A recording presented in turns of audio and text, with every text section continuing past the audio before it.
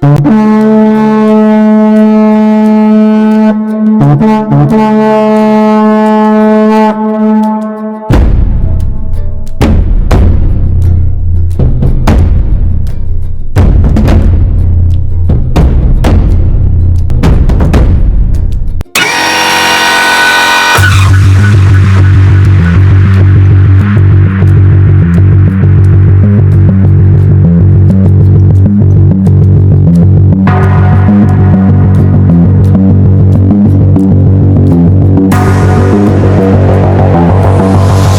भी जमीन से कटी फेल होती रही आजसू की रणनीति।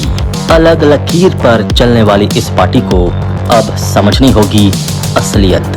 सर सुदेश के बजाय बेटा या भाई की भूमिका में देखना चाहते हैं कार्यकर्ता सुदेश को। अति आत्मविश्वास और रणनीतिक चूक रोक देती है पार्टी की सफलता की गाड़ी। दुनिया भर में चर्चित झारखंड की सियासत में इन दिनों मानसून की रुक रुक कर हो रही बारिश के साथ विधानसभा चुनाव की तपिश भी महसूस की जा रही है। पारंपरिक राजनीति के रास्ते पर चल रहे राजनीतिक दल अपनी अपनी रणनीति को अंतिम रूप देने में मशगूल हैं। इन दलों में एक नाम ऐसा भी है जो पूरी तरह अलग लाइन पर चल रहा है, वह है आजसू पार्टी। इसके नेता अपनी रणनीति के साथ चुनावी मुद्दे तो तय कर रहे हैं, लेकिन उन्हें अब तक यह समझ में नहीं आ रहा है कि आखिर पार्टी को चुनावी कामयाबी क्यों नहीं मिलती है। सामान्य दिनों में इसके नेता न तो बयानबाजी करते हैं और न ही आरोप प्रत्यारोप में अपना समय जाया करते हैं। पार्टी का संगठन भी चुस्त दुरुस्त है, लेकिन आज भी यह यज्ञ प्रश्न बना हुआ है कि चुनाव के मैदान में इस पार्टी की गाड़ी पर आखिर ब्रेक कैसे लग जाता है।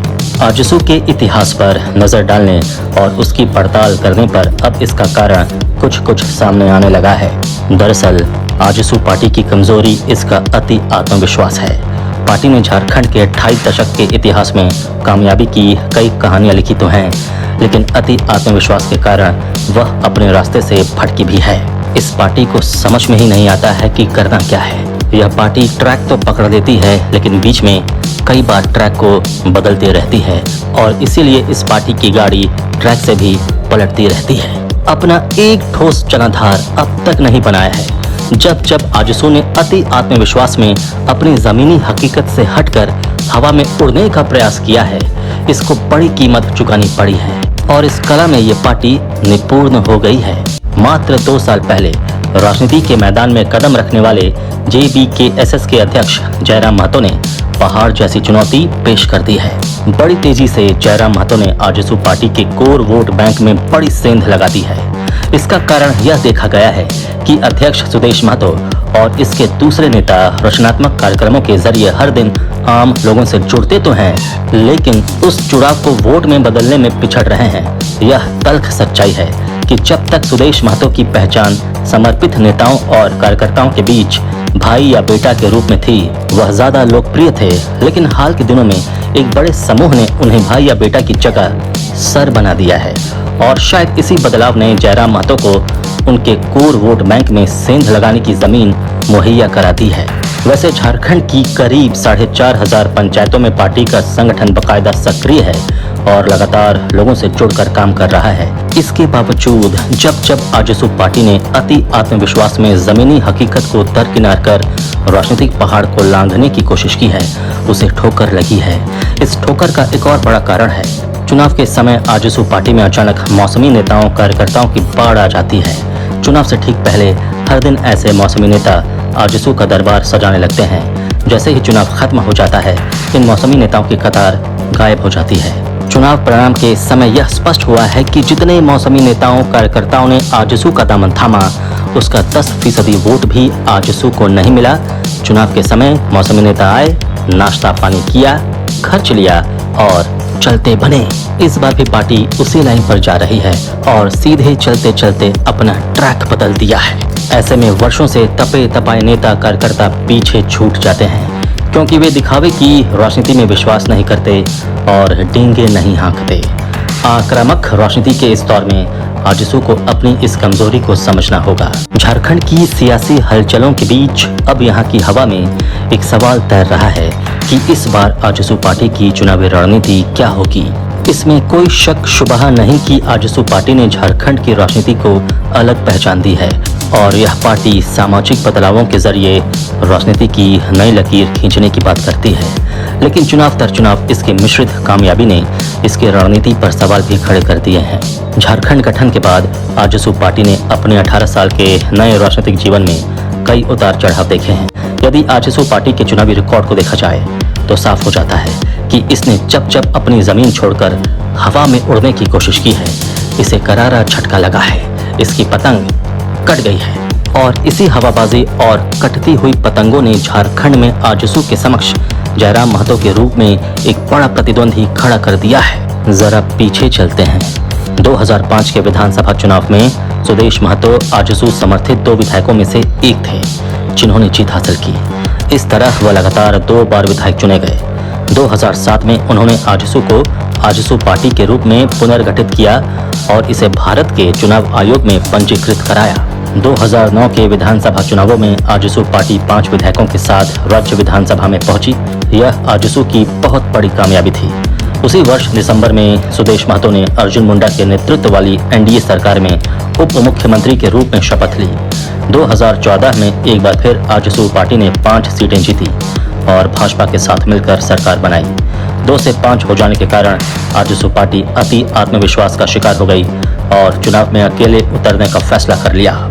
2019 के विधानसभा चुनाव से पहले आजसू के अति आत्मविश्वास और मुख्यमंत्री रघुवर दास की हठधर्मिता के कारण दोनों पार्टियों के बीच का यह गठबंधन टूट गया।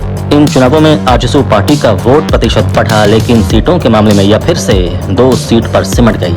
भाजपा आजसू सत्ता से बाहर हो गई। यानी पतंग तो उड़ी, लेकिन जब कटी तो वहीं गिरी जहां पर आजसू पार्टी थी। बात शुरू करते हैं 2014 के लोकसभा चुनाव से। उस चुनाव में आजसू पार्टी ने अति आत्मविश्वास में अकेले चुनाव मैदान में उतरने का फैसला कर लिया। इसके मूल में मौसमी नेताओं कार्यकर्ताओं का वह समूह ही रहा जो हर दिन सुबह सुबह कभी 500 तो कभी 1000 की संख्या में पहुंचकर आजसू की सदस्यता ग्रहण कर रहा है। एक मोटे अनुमान के मुताबिक उन दिनों करीब 2 लाख लोगों ने आजसू की सदस्यता ग्रहण की थी। इस भीड़ ने आजसू और खासकर उसके सुप्रीमो सुदेश महतो को अति आत्मविश्वास से लबरेज कर दिया। उन्होंने जमशेदपुर, लोहरदगा और पलामू को छोड़कर राज्य की बाकी 11 लोकसभा सीटों पर प्रत्याशी उतार दिए। पार्टी प्रमुख सुदेश महतो खुद रांची से चुनाव मैदान में उतर गए। सुदेश महतो को यह भरोसा था कि वह सिल्ली, ईचागढ़, कांके और रांची के मतदाताओं के भरोसे भाजपा को पटकनी दे देंगे। उस पर इन 11 सीटों पर आजसू पार्टी को कुल 4,81,646 वोट मिले थे। इसमें सबसे आश्चर्यजनक रूप से आजसू को रांची में नुकसान उठाना पड़ा था। जिस बड़े पैमाने पर मौसमी नेताओं ने आजसू पार्टी की सदस्यता ग्रहण की थी और नाश्ता पानी किया था, उसका 3% वोट भी रांची विधानसभा क्षेत्र से आजसू को नहीं मिला। वैसे उस चुनाव में पार्टी को कहीं भी आशातीत सफलता नहीं मिली थी। इसके कुछ ही महीने बाद जब विधानसभा का चुनाव हुआ, उस चुनाव में निश्चित रूप से आजसू ने सबक लिया और उससे अपनी रणनीति बदली और भाजपा के साथ तालमेल कर 8 सीटों पर प्रत्याशी उतारे। तब उसके 5 प्रत्याशी जीतकर विधानसभा पहुंचे थे। सत्ता में साझेदार के रूप में आजसू पार्टी राजनीति में अपना मुकाम हासिल करने की तरफ आगे बढ़ रही थी। लोकसभा चुनाव में पार्टी को पहली बार इस दोस्ती का इनाम मिला और उसे गिरिडीह सीट से चुनाव लड़ने का मौका मिला। आजसू पार्टी के चंद्र प्रकाश चौधरी चुनाव जीतने में कामयाब रहे और लोकसभा में पहुंच गए। लेकिन आजसू पार्टी उसके बाद फिर अति आत्मविश्वास में आ गई। यह आत्मविश्वास मुख्यमंत्री रघुवर दास की तरफ भी था। इस आत्मविश्वास से ग्रस्त आजसू अपनी जमीनी हकीकत को भूल गई। दनादन आजसू पार्टी ने दूसरे दलों के रिजेक्ट नेताओं की भर्ती अपने यहाँ शुरू कर दी।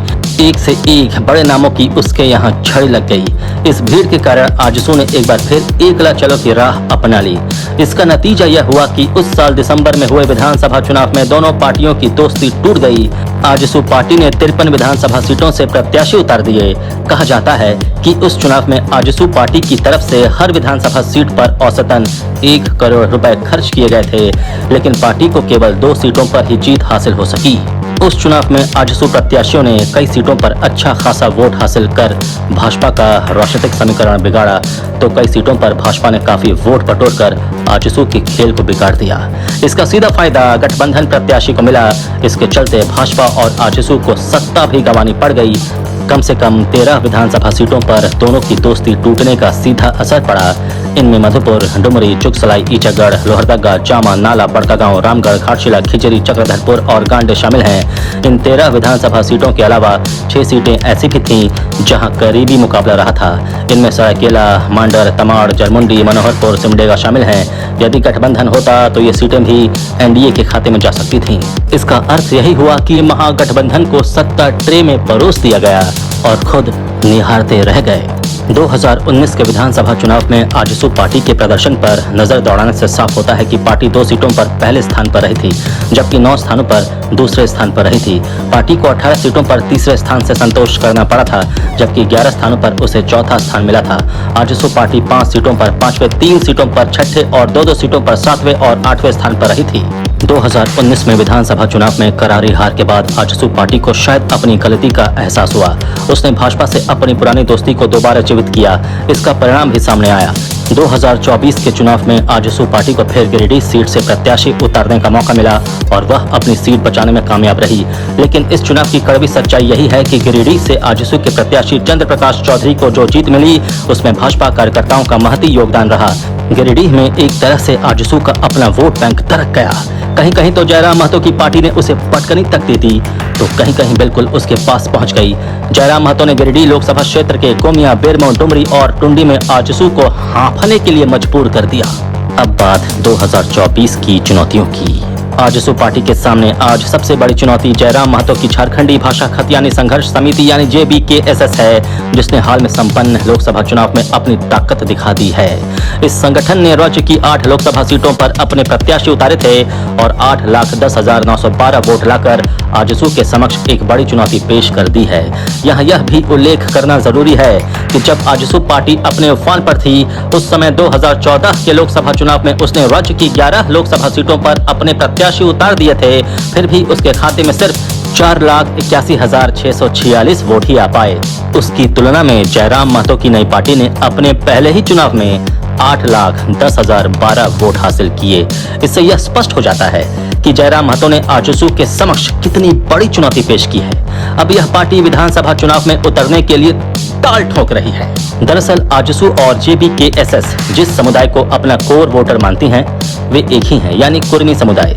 इस समुदाय को झारखंड का सबसे प्रभावशाली समुदाय माना जाता है।